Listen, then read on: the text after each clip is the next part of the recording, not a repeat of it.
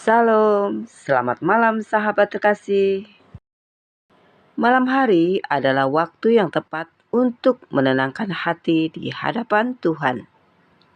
Setelah menjalani berbagai aktivitas, menghadapi tantangan, pekerjaan, usaha, keluarga, dan berbagai pergumulan hidup, mari kita datang kepada firman Tuhan. Firman Tuhan malam ini diambil dari Ratapan 3 ayat 26. Adalah baik menanti dengan diam pertolongan Tuhan. Sahabat terkasih, ayat ini terlihat sederhana, tetapi mengandung pelajaran iman yang sangat dalam. Kita hidup di zaman yang serba cepat. Semuanya ingin serba instan. Kita terbiasa mendapatkan jawaban dalam hitungan detik, informasi dalam hitungan menit, dan hasil dalam waktu yang singkat. Namun seringkali Tuhan bekerja dengan cara yang berbeda. Tuhan tidak selalu menjawab doa secepat yang kita inginkan. Tuhan tidak selalu membuka jalan sesuai jadwal yang kita buat. Tuhan tidak selalu mengubah keadaan ketika kita memintanya. Bukan karena Tuhan tidak peduli. Bukan karena Tuhan tidak mendengar. Bukan karena Tuhan meninggalkan kita, tetapi karena Tuhan sedang mengerjakan sesuatu yang lebih besar daripada yang dapat kita lihat saat ini. Sahabat terkasih, Yeremia menulis ayat ini ketika bangsa Israel sedang mengalami masa penderitaan yang berat. Kota Yerusalem hancur, masa depan tampak gelap.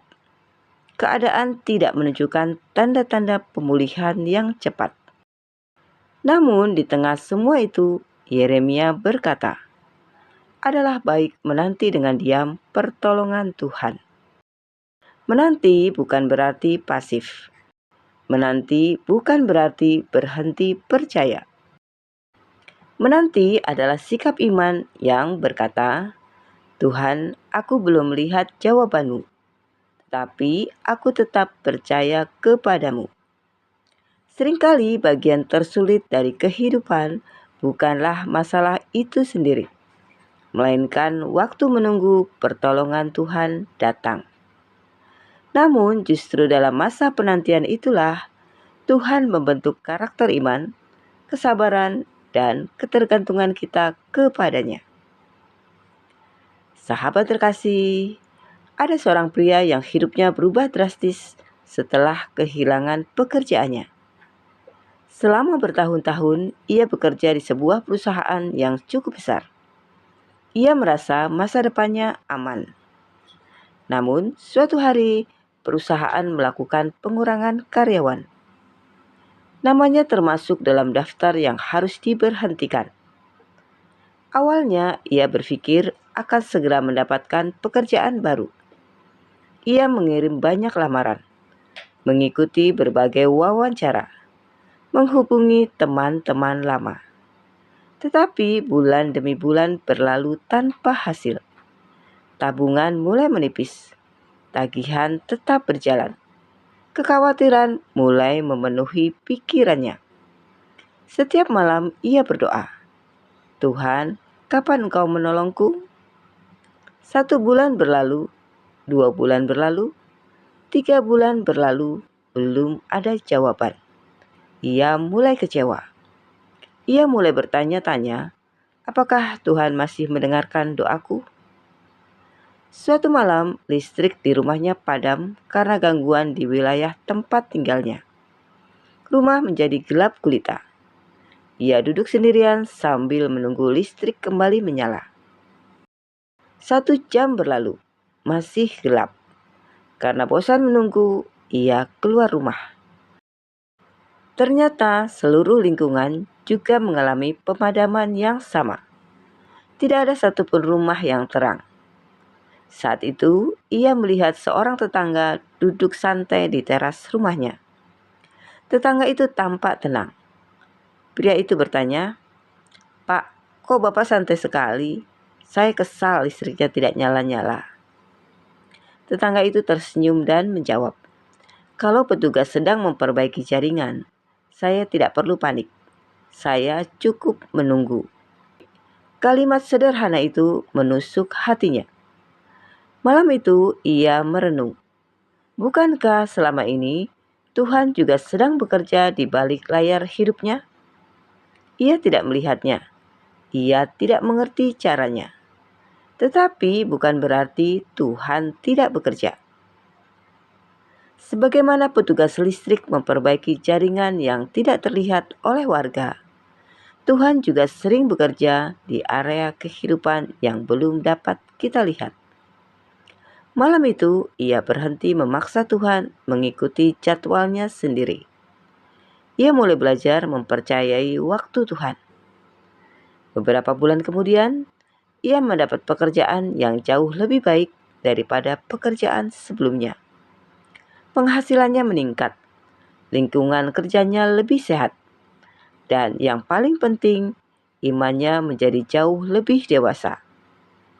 Ketika seseorang bertanya apa pelajaran terbesar yang ia dapatkan dari masa sulit itu, ia menjawab, "Aku belajar bahwa ketika aku tidak melihat apa-apa terjadi, bukan berarti Tuhan sedang diam.